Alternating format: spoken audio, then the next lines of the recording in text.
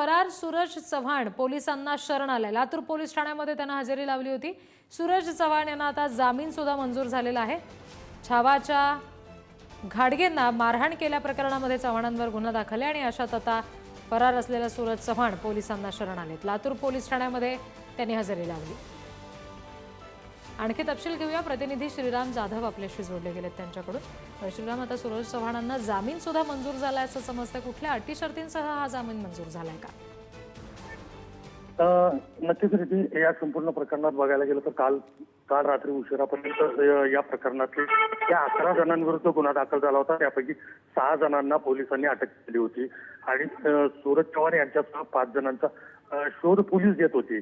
काल मध्यरात्री सूरज चव्हाण पोलिसांना शरण आल्याची माहिती आहे आणि त्यांना ताब्यात घेऊन त्यानंतर पोलिसांनी त्यांना जामीनही भेटलेला आहे। या बाबतीत पोलिसांनी केलेल्या कारवाईची बाबतीत गुप्तता